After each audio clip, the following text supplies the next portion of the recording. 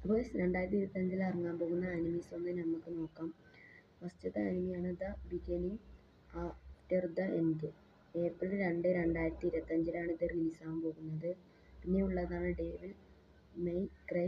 ഇത് ഏപ്രിൽ 3, 2025 റിലീസാകാൻ പോകുന്നത്. പിന്നെയുള്ളതാണ് fire force season 3 April 4, 2025 റിലീസാകുന്നത്.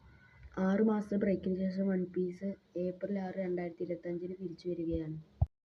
Goku loser strangers April 13, 2025 റിലീസാകുന്നത്. ഗ്രാൻഡ് ബ്ലൂ സീസൺ 2 ജൂലൈ 7, 2025 റിലീസാകും. കച്ചിയഗൂട്ട ജൂലൈ 2025 ഡേറ്റ് റിലീസായിട്ടില്ല. ഹോട്ടൽ ഇൻസ്മെൻസ് ജൂലൈ 2025 ഡേറ്റ് റിലീസായിട്ടില്ല. പിന്നെയുള്ളത് വൺ പഞ്ച് മാൻ നമ്മുടെ സ്വന്തം ഒക്ടോബറാണ് ഡേറ്റ് റിലീസായിട്ടില്ല. ഇതൊക്കെയാണ് 2025 റിലീസാകാൻ പോകുന്ന ആനിമികൾ.